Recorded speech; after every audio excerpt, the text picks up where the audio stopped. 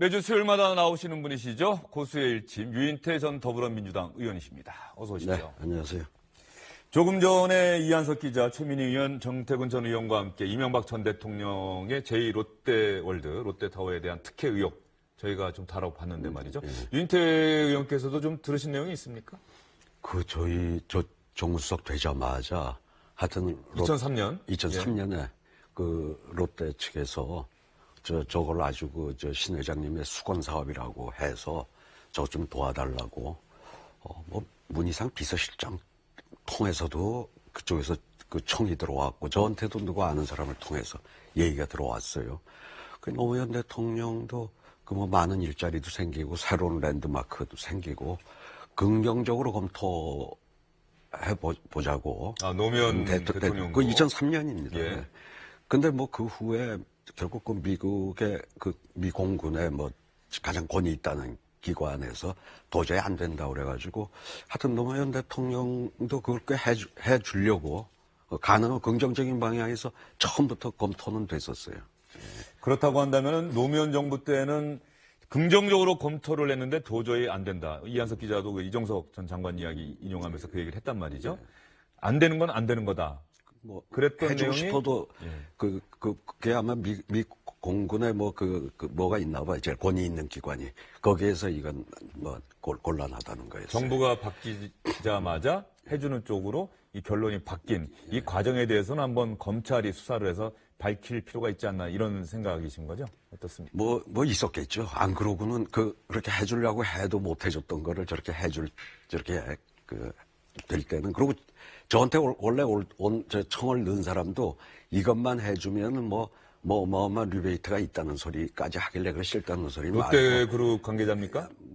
한 달이 걸러서. 한 달이 건너서. 건너서인데, 어쩌고 내년 총선 자금을 아이고, 우리 정부의 그런 소리는. 2004년 10대 총선. 총선에 그런 소리까지 덧붙이대요. 예. 저도 그런 경험이 있어서. 실명을 공개하실 수는 어떤 분이 그런 부탁을 넣는지. 이제 한 달이 걷는 사람이죠. 예. 그 사람 직접 롯데에 근무하는 사람은 아니고 자기가 롯데 누구 잘 아는데 이제 거기서. 어쨌든 청와대 정무수석에게 누군가 제3자를 통해서 그러한 민원을 제기를 했던 적은 분명히 있었다. 그리고 대통령도 일자리가 아까 보니까 2만 8천 명이라고 하네요. 상당히 많은 일자리가 나오니까 긍정적으로 검토하라고 노무현 전 대통령도 지시를 해서 검토를 해봤는데 참여정부에서는 이건 도저히 안 되는 것이다. 라고 결론을 내렸던 내용이 이명박 정부가 들어서자마자 결론이 뒤바뀌었다. 이 말씀 해주셨고요. 정태근 전 의원에게 마지막으로 질문드렸던 내용인데요. 그것은 정태근 전 의원이 이명박 전 대통령 측의 분위기나 기류를 잘 알 거라고 생각하고 제가 질문을 드렸던 것이고, 유인태 의원 생각은 어떠십니까? 지금 이명박 전 대통령은 지난번 대국민 입장을 통해서 정치 보복이다라고 하는 인식을 드러냈어요. 그런데 그 이후에 검찰 수사를 통해서 이제 여러 가지 내용들이 공개가 됐는데, 당연히 이명박 전 대통령 측은 이것은 표적 수사다. 이명박 전 대통령 측 망신 죽이고 검찰 소환하려고 하는 하나의 수순이다. 피의사실 공표다. 이렇게 이야기를 하고 있고, 드러난 사실에 대해서 국민들에게 실망을 준 데 대해서는 사과하고 있지를 않다. 이런 이야기들이 좀 나오고 있거든요. 전 사실 개인적으로는 그 이명박 대통령 측근에 있는 사람, 지금도 주로 가서 대책회의에 참여하는 사람한테도 그렇게 충고를 했어요. 이거 지금 와서 이명박 대통령이 자꾸 세상이 다 아는 걸 가리려고 손바닥으로 하늘 가린다고 가려지냐. 그런데 아마 이 시간 현재까지도 이명박 대통령께서 아직 이렇게 방향을 못 잡고 계신 것 같아요. 이제 워낙 오랫동안 그 많은 국민을 상대로 거짓말을 해온 거를 사실 시인하기가 어디 사람이 쉽겠어요. 근데 이제 그런 쪽으로 갈지, 아니면 그냥 계속 난 내 거 아니라고 하면서 일종의 박근혜 전 대통령의 길, 정치 투쟁의 길 쪽으로 갈지 아직 가닥을 못 잡고 계신 걸로 알고 있어요. 예. 유인태 의원께서 거짓말이라고 하는 단정적인 표현까지 쓰시는 거는 나름대로 근거가 있다 생각해서 말씀하시는 겁니까? 그 세상이 다 아는 걸 계속 거짓말을 해왔던 거 아니에요? 예. 그런 식으로 본다고 한다면은 이른바 보수 진영에서 대통령을 지냈던 두 사람, 박근혜 전 대통령은 이미 구속돼 있는 상태고요. 어제 검찰로부터 징역 30년 구형받았고, 이명박 전 대통령도 조만간에 검찰에 소환될 것이다라고 하는 전망이 나오고 있고 국가적으로는 뭐 진보 보수를 떠나서 참 불행한 일 아닐까 싶은 생각도 드는데 말이죠. 예, 참 불행한 일이죠. 예. 더는 좀 이런 일이 없어야 되겠죠. 노무현 전 대통령은 그 당시에 640만 불 그 사건과 관련해서 검찰에 소환되기 전에 국민들에게 사과하는 내용의 글을 올렸던 기억이 있는데 기억하십니까? 그랬죠. 그 사과하는 글은 올렸고 뭐 그 내용 가지고 여기서 다시 부언하고 싶지 예. 않은데 노무현 대통령은 전혀 몰랐던 사실이고요. 예. 뭐 그 부분에 대해서는 어쨌든 자유한국당에서 또 그 사건까지 수사하라 또 이런 식으로 또 접근하고 있기도 한데 말이죠. 그 부분 좀 지켜봐야 될 것 같고. 박근혜 전 대통령 징역 30년 구형받았습니다. 유인태 의원은 어떻게 검찰 구형 어떻게 들으셨습니까? 그 뭐 다 누구나 예상했던 거 아니에요? 뭐 저 대부분의 사람들이 그 이상 막 구형이 나오지 않겠는 저게 뭐 50% 저거 가중해서 뭐 4년까지 5년까지도 얘기들이 나왔는데 그 최순실 씨 구형보다는 그 좀 더 나올 수밖에 없다고 해서 뭐 예상됐던 거 아닌가 싶어요. 예. 문재인 대통령이 오늘 대구를 찾았습니다. 2.28 대구 민주운동 기념식에 참석을 했고 국가기념일로 지정된 이후 첫 기념식이라고 합니다. 예.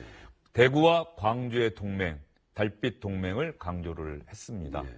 김부겸 장관, 대구시장에 출마할 것이냐 말 것이냐 아까 저희도 이야기를 나눠봤는데 김부겸 장관도 잘 아시죠? 예. 출마할까요? 출마하지 않을까요? 본인은 안 하려는 의지가 상당히 강합니다. 대구시장에까지는 출마를 안 하려고 하는데 또 정치인의 운명이라는 건 알 수 없어요. 워낙 그 지지자들 또 대구에서 기초단체나 뭐 이 지방선거에 나올 사람이 많잖아요. 김부겸 장관이 시장을 나오면 자기들도 같이 좀 동반 이 상승 효과가 있으니까 막 보채면은 뭐 마지막에는 어쩔지 모르겠는데 이 시간 현재까지는 뭐 아주 손살에 치고 있습니다. 김부겸 장관은 그러니까 이야기를 나눠보니까 이중적인 지위가 있어요. 국회의원이기도 하면서 장관이란 말이죠. 그런데 국회의원은 선거 한 달 전까지 국회의원직을 사퇴하면 되는데 이 장관은 아마 100일 전 아닙니까? 100일인가요? 90일 전인가? 그래요. 그런 규정이 있단 말이죠. 그렇다고 한다면은 출마하려면은 장관에서 조만간 물러나야 된다. 출마? 저는 안 할 가능성이 높다. 안 할 가능성이 높다. 또 주무장관이 또 행정안전부 장관이 지방선거 관리해야 하니까. 예, 어쨌든 김부겸 장관과 여권의 선택을 좀 지켜봐야 될 것 같고요. 김영철 북한 통일전선부장이 다녀간 뒤로 국회 상황이 상당히 시끄럽습니다. 자유한국당은 천안함 폭침의 주범이다. 이렇게 김영철을 이야기하면서 어떻게 이런 사람을 대한민국 땅을 밟게 하느냐 강하게 비판하기도 했는데요. 유인태 의원은 그 상황 어떻게 보셨습니까? 글쎄, 그 폐막식 대표단장으로 온 거 아닙니까? 우리 저 폐막식에 뭐 우리를 대표해서 이 사람 보내겠다고 그러는 걸 이쪽에서 그 사람은 좀 안 됩니다. 딴 사람 보내셔. 이러기도 좀 어려운 측면이 있었는데 한편으로 생각하자고 그러면 어쨌든 이 정부가 지금 미국하고 북한 사이에 뭐 중재를 하려고 그러면 뭐 청와대 관계자는 우리는 중매 역할을 한다는 글쎄, 표현까지 썼어요. 그러면 사실 저쪽에 그러한 정책의 가장 핵심적인 인사가 오는 게 한편으로는 어떤 대화의 파트너로서는 안성맞춤인 사람이 온 셈이잖아요. 뭐 먼저 왔던 뭐 김여정이 실세라고는 하지만은 뭐 그렇게 경험이 많은 사람은 아니고 그런 측면이 하나 있는데 우리 국민 정서에는 좀 거부감이 하필 그 폐막식에 온 대표 단장으로서는 좀 거부감을 가질 수밖에 없었죠. 또 천안함 유족도 계시고 천안함 장병들도 있고 그런 면에서 보면은 오히려 20대, 30대 젊은 층들도 그 부분에 대해서는 또 자유한국당 측 주장에 동조하는 여론이 많았다. 뭐 이런 여론조사 결과도 좀 있는 것 같은데. 처음엔 좀 그렇다가 그 대신에 와서 누구 뭐 김여정처럼 뭐 이렇게 화면에 안 나왔잖아요. 거의 그냥 와서 은둔하다가 또 떠나고 나서는 뭐 조금 여론이 조금은 나아진 것 같고요. 네, 제가 지금 방금 말씀드린 여론조사 결과 관련해서는 중앙선거 여론조사 공정심의위원회 여기 사이트에 들어가서 그 여론조사 결과 연령대별 문재인 대통령의 국정 지지도 이런 내용을 잘 보면은 혹시 참고가 되시지 않을까 싶습니다. 그러면 이번에 유인태 의원께 질문 드리기 전에 저희가 준비한 영상을 하나 보여드릴게요. 어제 오늘 SNS상에서 상당히 많이 화제가 되고 있고 논란이 되고 있는 영상인데 일단 영상 한번 보시죠. 차분하게 질의하세요. 차분하게 하시고. 계속 중간에서 지금 대세에 오신 거 아닙니까? 위원장한테 겐세이다라는 이런 이야기를 하신 거나 3.1절이 지금 내일 모레 남아 있습니다. 3.1절이.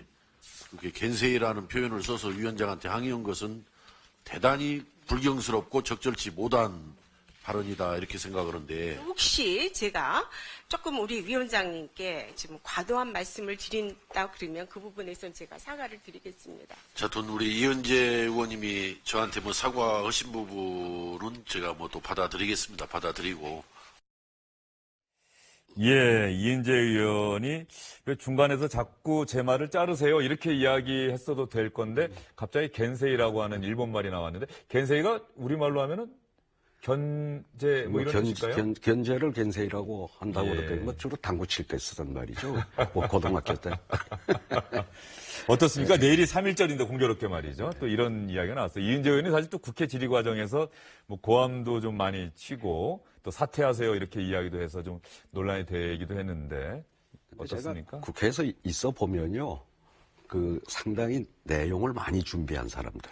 그래가지고 장관이 참 답변을 쩔쩔매게 만드는 사람은 주로 고함을 안 질러요.